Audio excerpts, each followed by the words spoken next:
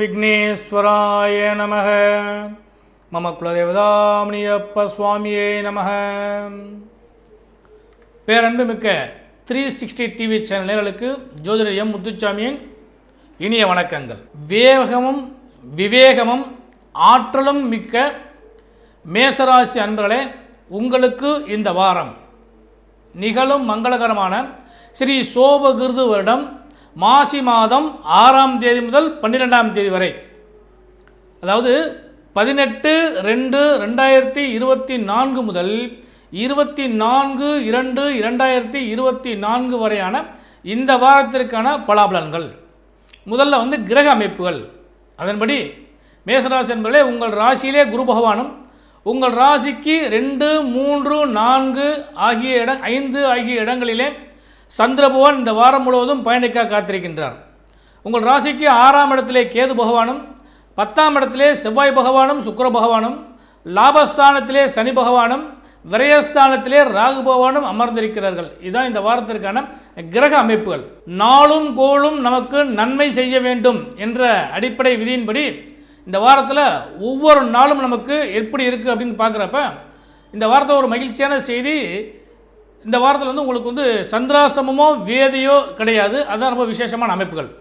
நண்பர்களே, முதல் நாள் அதாவது ஞாயிற்றுக்கிழமை 18/2/2024 திதி வளர்புறையில் வரக்கூடிய நவமி திதி மதியம் 1 மணி வரை. அதன் பிறகு தசமி திதி. நட்சத்திரம் ரோஹிணி நட்சத்திரம் மதியம் 2 மணி வரை. அதன் பின்பு மிருகசீரிஷ நட்சத்திரம். இன்றைய தினத்தை யோகத்தை பொறுத்தளவுக்கு அமிர்த யோகமும் சித்த யோகமும் கூடிய ஒரு சுப நாளாக அமைகிறது. அடுத்தபடியாக திங்கட்கிழமை அதாவது 19/2/2024 அன்று வளர்புறையில் வரக்கூடிய தசமி திதி மதியம் 1 மணி வரையும். அதன் பின்பு ஏகாதசி திதியும் வருகிறது. நட்சத்திரத்தை பொறுத்தளவுக்கு மதியம் 2:30 மணி வரை மிருகசீரிட நட்சத்திரமும் அதன் பின்பு திருவாதிரை நட்சத்திரமும் வருகிறது. இன்று சுப முகூர்த்த நாள், அதாவது திங்கட்கிழமை அன்னைக்கு சுப முகூர்த்த நன்னாள். அதே மாதிரி அன்று யோகத்தை பொறுத்தளவுக்கு அமிர்த யோகமும் சித்த யோகமும் கூடிய ஒரு நல்ல நாளாக அமைகிறது திங்கட்கிழமை. அடுத்து செவ்வாய்க்கிழமை அதாவது 20/2/2024 செவ்வாய்க்கிழமை அன்னைக்கு திதி வளர்பறையில் வரக்கூடிய ஏகாதசி திதி மதியம் 1 மணி வரையும். அதன் பின்பு துவாதசி திதியும் வருகிறது. திருவாதிரை நட்சத்திரம் அன்று 3:15 மணி வரை மதியம் 3:15 மணி வரை திருவாதிரை நட்சத்திரமும் அதன் பிறகு புனர்பூச நட்சத்திரமும் வருகிறது. அன்றைய தினம் மரண யோகமும் சித்த யோகமும் கூடிய நாளாக அமைகிறது. அன்று ஏகாதசி திதி. அடுத்தபடியாக புதன்கிழமை அதாவது 21/2/2024 அன்று மதியம் 2 மணி வரை துவாதசி திதியும் அதன் பின்பு திரியோதசி திதியும் வருகிறது. அன்று மாலை 4:30 மணி வரை புனர்பூச நட்சத்திரமும் அதன் பிறகு பூச நட்சத்திரமும் வருகிறது. அன்றைய தினம் பிரதோஷ தினமாக அமைகிறது. சுப முகூர்த்த நாள், அதாவது புதன்கிழமை அன்னைக்கு பிரதோஷமும் சுப முகூர்த்த நாளாகவும் அமைகிறது. அடுத்தபடியாக வியாழக்கிழமை அதாவது 22/2/2024 வியாழக்கிழமை அன்னைக்கு வளர்பறையில் வரக்கூடிய திரியோதசி திதி மதியம் 3 மணி வரையும். அதன் பின்பு சதுர்த்தசி திதியும் வருகிறது. அன்றைய நட்சத்திரத்தை பொறுத்தளவுக்கு மாலை 6 மணி 20 நிமிடம் வரை பூச நட்சத்திரமும் அதன் பின்பு ஆயில்ய நட்சத்திரமும் வருகிறது. அன்றும் சுப முகூர்த்த நாள், அதாவது வியாழக்கிழமை அன்னைக்கும் சுப முகூர்த்த நாள். அடுத்தபடியாக வெள்ளிக்கிழமை அன்னைக்கு அதாவது 23/2/2024 வெள்ளிக்கிழமை அன்று சதுர்த்தசி திதி மதியம் அதாவது மாலை 5 மணி வரை சதுர்த்தசி திதி. அதன் பிறகு பௌர்ணமி அதாவது மாசி பௌர்ணமி ஆரம்பிக்கிறது. அன்று இரவு 8 மணி 40 நிமிடத்து வரை ஆயில் நட்சத்திரமும் அதன் பின்பு மக நட்சத்திரமும் வருகிறது. அன்றைய தினம் பௌர்ணமி திதி. அதற்கு அடுத்தபடியாக இந்த வாரத்தின் கடைசி நாள் 24/2/2024 அன்று முழுவதுமே அதாவது இரவு 7 மணி வரை பௌர்ணமி திதியும் அதன் பிறகு பிரதமை திதியும் ஆரம்பிக்கிறது. அன்று மாசி மகம் அதாவது கிரிவலம் பௌர்ணமி கிரிவலம் போகக்கூடிய நாள் அந்த நாள் நம்புகிறது. ஆகவே இதுதான் இந்த வாரத்திற்கான திதி வார யோக கரண நட்சத்திர அமைப்புகள். நம்மளே மேசராசி என்பதே உங்கள் ராசிக்கு 10ஆம் இடத்துல செவ்வாய் பகவான் அதிகாரத்தோடு அமர்ந்திருக்கும் காரணத்தினால், உச்ச பலத்தோடு அமர்ந்திருக்கும் காரணத்தினால் உங்களுக்கு இந்த வாரம் முழுவதும் சுக்கிரனுடைய அனுக்கிரகத்தால் செல்வ பலங்கள் பெருகக்கூடிய வாய்ப்பு உண்டு. அதாவது பொருளாதாரத்தில் ஏற்றம் காணக்கூடிய அளவுக்கு வாய்ப்பு உண்டு. பணப்புழக்கம் அதிகரிக்கக்கூடிய யோகங்கள் உண்டு. வராக்கடன்கள் வரக்கூடிய வாய்ப்பும், உங்களால் அதாவது கடன் சம்பந்தப்பட்ட பிரச்சனைகள் இருந்தால் அதிலிருந்து மீளக்கூடிய அளவுக்கும் இந்த வாரத்தில் உங்களுக்கு அவ்வளவு ஒரு யோகமான பலன்கள் இந்த வாரம் கிடைக்க காத்திருக்கிறது. தொழில் வியாபாரம் செய்பவர்களுக்கு இந்த வாரம் முன்னேற்றத்தை நோக்கி செல்லக்கூடிய அளவுக்கு யோகங்கள் உண்டு. காரணம் 10லே செவ்வாய் அமர்ந்திருக்கின்றார், உங்கள் ராசிக்குரிய அதிபதி அமர்ந்திருக்கின்றார். அதனால் உங்களுக்கு தொழில் வியாபாரம் சிறந்து விளங்கக்கூடிய அளவுக்கு யோகம் உண்டு.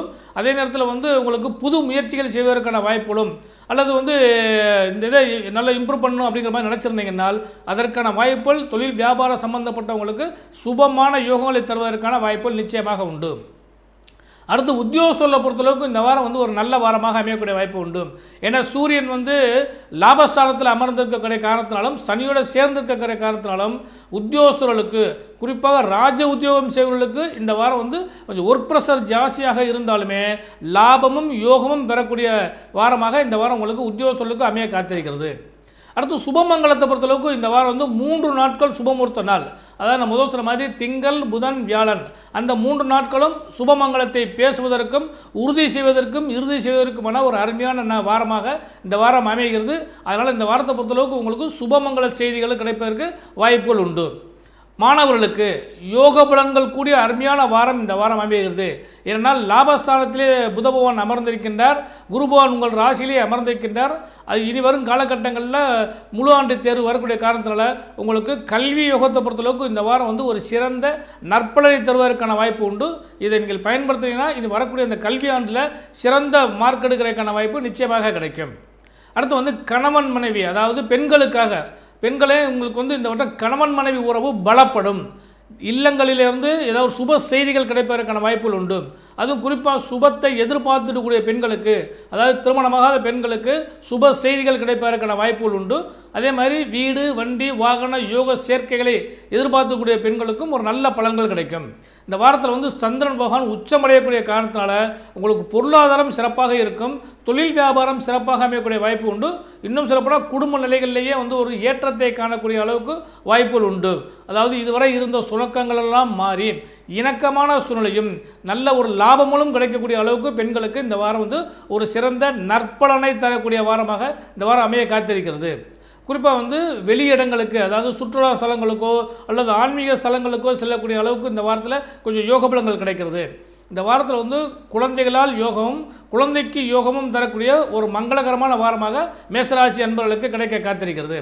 இந்த வாரத்தில் ஒரு நல்ல சுப செய்தி என்னன்னு சொல்லி கேட்டிங்கன்னா, நீங்கள் எதிர்பார்த்த பல விஷயங்கள் உங்களுக்காக கை கொடுத்து உதவுவதற்காக நண்பர்களோ அல்லது உறவினர்களோ யாராவது உங்களுக்கு உதவி செய்யறதுக்கான வாய்ப்புகள் உண்டு. அதனால் இந்த வாரத்தை நல்லபடியாக பயன்படுத்தினீங்கன்னால் உங்களுக்கு வரும் காலகட்டங்களில் நற்பலன்கள் கிடைப்பதற்கான துவக்க வாரமாக இந்த வாரம் அமைய காத்திருக்கிறது.